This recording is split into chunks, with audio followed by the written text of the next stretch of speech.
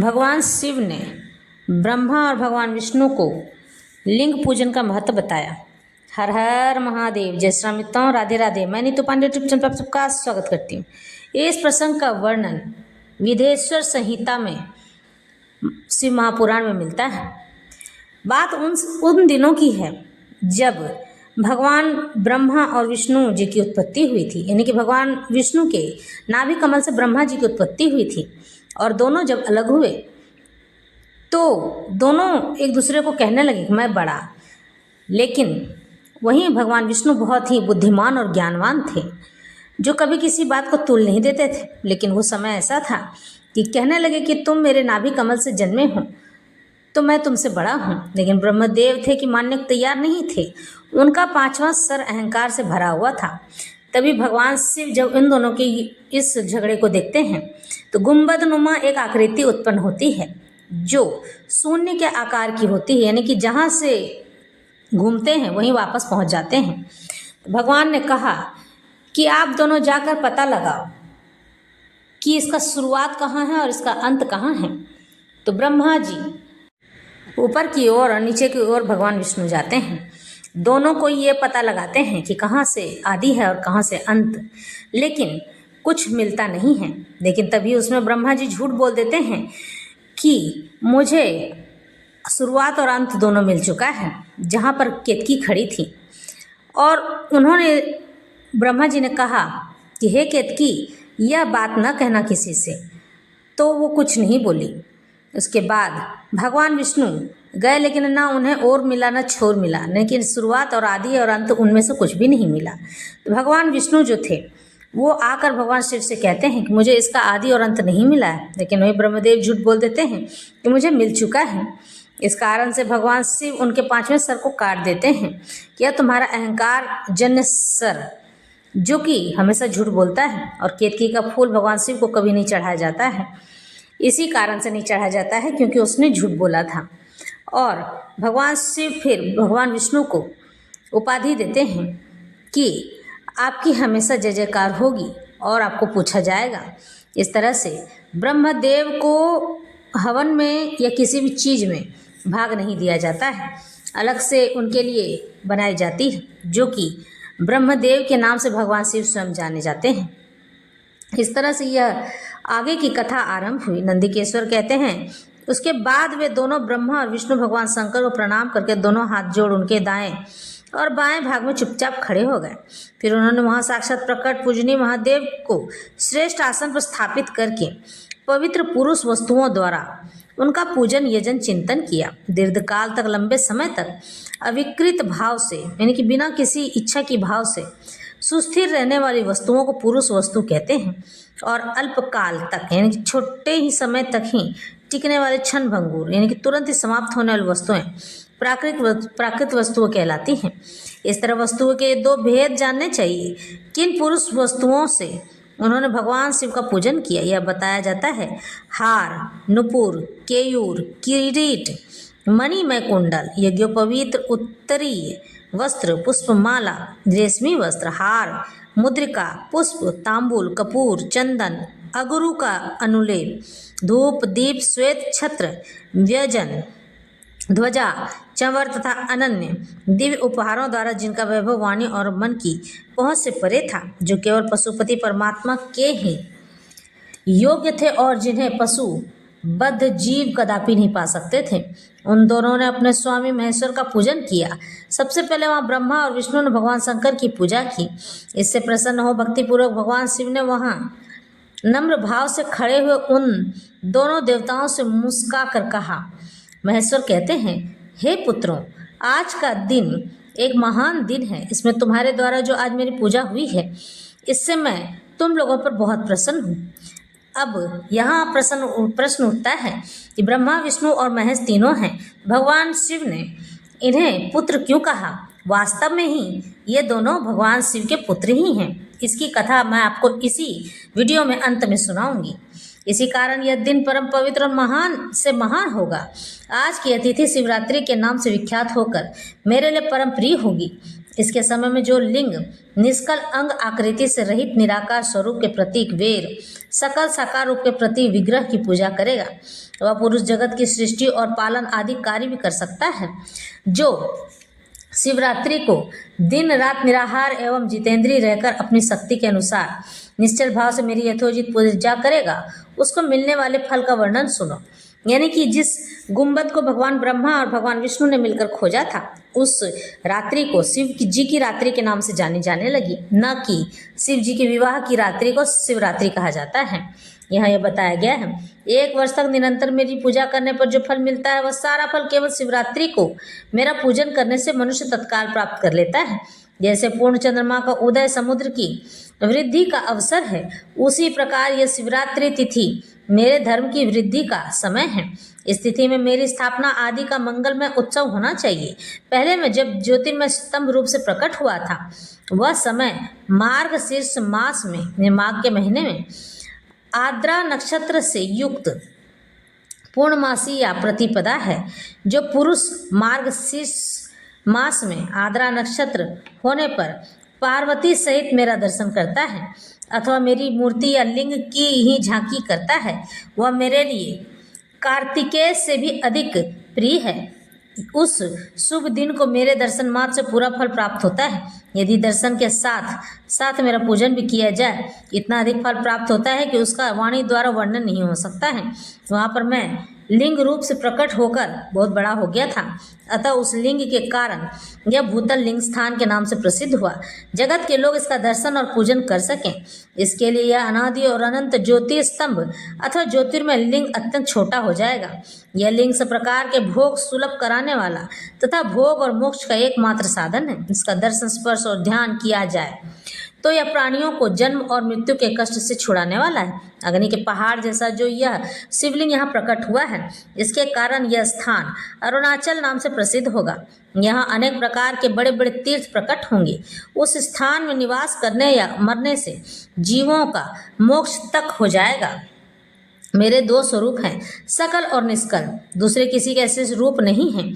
पहले मैं स्तंभ रूप से प्रकट हुआ, फिर अपने साक्षात रूप से ब्रह्म भाव मेरा निष्कल रूप है और महेश्वर भाव सकल रूप है। यानी कि माता पार्वती के साथ जो कैलाश में बैठते हैं, उसे भगवान यहाँ बता रहे हैं कि मेरा सकल रूप है जो दिखाई देता है, और निष्कल रूप जो परब्रह्म है। मैं ही परब्रह्म परमात्मा हूँ। कला युक्त और अकल मेरे ही स्वरूप हैं। ब्रह्म रूप होने के कारण मैं ईश्वर ही भी हूँ। जीवों पर अनुग्रह आदि करना मेरा कार्य है। ब्रह्मा और केशव, मैं सबसे पहले बृहत और जगत की वृद्धि करने वाला होने के कारण ब्रह्म कहलाता हूँ। सर्वत्र समरूप से स्थित और व्यापक होने से मैं ही सबका आत्मा हूँ। स्वर्ग से लेकर अनुग्रह तक आत्मा या ईश्वर से भिन्न जो जगत संबंधी 5 कृत्य हैं, वे सदा मेरे ही हैं। मेरे अतिरिक्त तो दूसरे किसी के नहीं हैं, क्योंकि मैं ही सबका ईश्वर हूँ। पहले मेरी ब्रह्म रूपता का बोध कराने के लिए निष्कल लिंग प्रकट हुआ था। फिर अज्ञात ईश्वरत्व का साक्षात्कार कराने के निमित्त में साक्षात्कार जगदीश्वर हो सकल रूप में तत्काल प्रकट हो गया। अतः मुझ में जो ईश्वरत्व है, उसे ही मेरा सकल रूप जानना चाहिए, तथा जो यह मेरा निष्कल स्तंभ है, वह मेरे ब्रह्म रूप का बोध कराने वाला है। यह मेरा ही लिंग चिन्ह है। तुम दोनों प्रतिदिन यहाँ रहकर इसका पूजन करो। यह मेरा ही स्वरूप है और मेरे सामीप्य की प्राप्ति कराने वाला है। लिंग और लिंगी में नित्य अभेद होने के कारण मेरे इस लिंग का महान पुरुषों को भी पूजन करना चाहिए। मेरे एक लिंग की स्थापना करने का यह फल बताया गया है कि उपासक को मेरी समानता की प्राप्ति हो जाती है। यदि एक के बाद दूसरे शिवलिंग की भी स्थापना कर दी गई, तब तो उपासक को फल रूप से मेरे साथ एकत्र सायुज्य मोक्ष प्राप्त हो जाता है, सकल फल प्राप्त होता है। प्रधानतया शिवलिंग की ही स्थापना करनी चाहिए।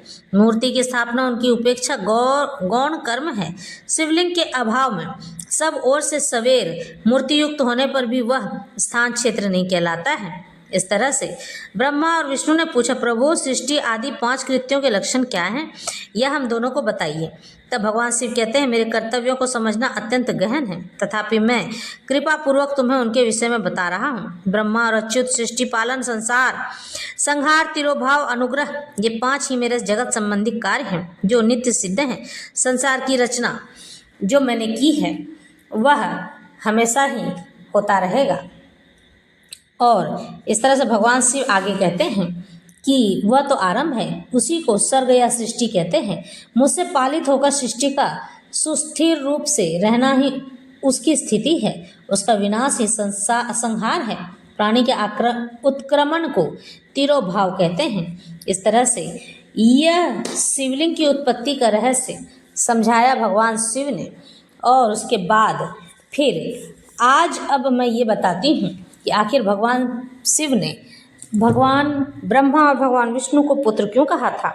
यह बात उस समय से आरंभ होती है जब सृष्टि का आरंभ भी नहीं हुआ था, यानी कि जब ऊर्जा पुंज शक्ति थी। जब ऊर्जा पुंज शक्ति थी तो उसमें से आदि शक्ति ने अपना रूप धरा। लेकिन कैसे? आदि शक्ति बाद में नहीं आई, आदि शक्ति पहले से विद्यमान थी। लेकिन फिर भी कहते हैं कि जब भगवान ने आकार लिया तो उसमें शक्ति पहले से विद्यमान थी। पहले आए हरि नारायण, यानी कि हरिहर। भगवान शिव में ही नारायण व्यवस्थित थे जो परब्रह्म हैं। उनके बहुत से रूप हैं, यानी हम और आप जब जिस देवता की आराधना करते हैं तो अगर हम उनके पर ब्रह्म रूप को देखना चाहें, मान लो कि जैसे शिव जी हैं, अगर हम उनकी आराधना करते हैं और उनके पर ब्रह्म रूप को देखना चाहते हैं तो सर्वप्रथम हमें शिव जी दिखाई देंगे और उसके बाद उनके पर ब्रह्म स्वरूप में भगवान विष्णु से लेकर भगवान नारायण से लेकर पूरा ब्रह्मांड दिखाई देने लग जाएगा। और अगर आप देवी की आराधना करते हैं तो पर ब्रह्मांड शक्ति के रूप में सारी स्त्री शक्तियों की देवी जो हैं उनमें व्याप्त होकर दिखाई देने लगेंगी। उसके बाद जब अगर पर ब्रह्म नारायण को हम उसमें देखना चाहते हैं तो पर ब्रह्म नारायण ही पर ब्रह्म के रूप में दिखाई देंगे। यही तीनों हैं जो इस सृष्टि को चलाते और करते हैं। अब हुए उनके पुत्र के होने की बारी। पर ब्रह्म भगवान शिव और पर ब्रह्म जगत जननी जगदम्बा, यानी कि जिन्हें त्रिपुर ललिता सुंदरी भी कहा जाता है, कहते हैं कि दोनों ने मिलकर समागम किया और इस जीवों को भगवान शिव, यानी कि जो रुद्र थे, भगवान शिव और भगवान विष्णु को उत्पन्न किए जो कि हरिहर के रूप में थे, यानी एक में ही दोनों थे। तब भगवान शिव ने दोनों को अलग किया। भगवान शिव यानी पर ब्रह्म भगवान शिव ने अलग किया, जो कि दो हो गए। जो कि एक को पालनकर्ता का दर्जा मिला, यानी कि सृष्टि में जितने भी जीव हैं उनके पालन पोषण की जिम्मेदारी भगवान विष्णु की है और उनका लालन पालन हर तरह से वही करेंगे। और संहार करने की, यानी कि जो सर से ऊपर होकर नाचने लगे तो उसे नष्ट करने की जिम्मेदारी भगवान शिव यानी रुद्र को मिली। रुद्रदेव ही पार्वती पति हैं और भगवान रुद्र और शिव जी मिलकर सृष्टि चलाने लगे। भगवती नहीं, आदिशक्ति जगत जननी जगदम्बा ने ही 84 लाख योनियों की उत्पत्ति का रहस्य उजागर किया। उन्होंने कहा ये सारे जीव मुझसे ही उत्पन्न हुए हैं, मेरी ही योनि गर्भ से हुए हैं। इसलिए 84 लाख योनियों को योनि कहा जाता है, क्योंकि वो भगवती के गर्भ से उत्पन्न हुए हैं। और इस कारण से भगवान ब्रह्मा और भगवान विष्णु को भगवान पर ब्रह्म शिव ने पुत्र कहा था। और यही कारण है भगवान शिव और भगवान नारायण दोनों एक ही हैं, एक से ही दो हुए अलग, जो कि ना कोई बड़ा है ना ही कोई छोटा है। दोनों के अलग अलग कार्य हैं।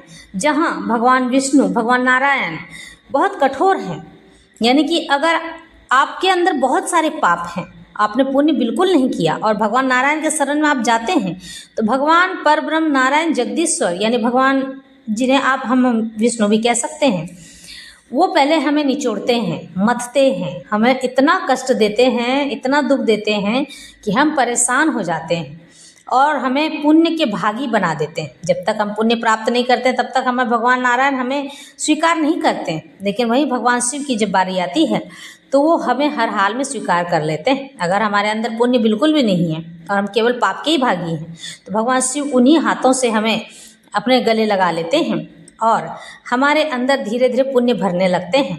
लेकिन उनकी आराधना करने पर मनुष्य दुख का भागी नहीं होता है। भगवान शिव स्वतः ही धीरे धीरे उसके पाप को नष्ट करके और किसी न किसी प्रकार से उसके अंदर पुण्य की प्राप्ति करवाते हैं, उसके हाथों से पुण्य करवा देते हैं। वही बारी आती है भगवती की, तो भगवती स्वयं कहती हैं कि मैं जिन हाथों से तुम्हें दे सकती हूँ उन्हीं हाथों से तुम्हारा मैं विनाश भी कर सकती हूँ, क्योंकि अगर तुमने मेरी बात नहीं मानी तो मैं तुम्हारी सारी सिद्धियाँ छीन लूँगी। इसलिए भगवती से हर मनुष्य बच कर रहना चाहता है और जो मनुष्य उनसे मतलब बचकर जो रहेगा वही भगवती का प्रिय हो सकता है। नहीं तो गलत करने वाला व्यक्ति भगवती कभी नहीं छोड़ती हैं, वो अपना उग्र रूप दिखाकर उसका विनाश का कारण बन जाती हैं। इसलिए तो भगवान पर ब्रह्म शिव और पर ब्रह्म नारायण भी आदि शक्ति जगत जननी जगदम्बा से बहुत डरते हैं और वो उनकी अवहेलना कभी नहीं करते हैं। अगर उन्होंने किसी बात के लिए आदेश दे दिया है तो वो अवश्य पूरा करते हैं।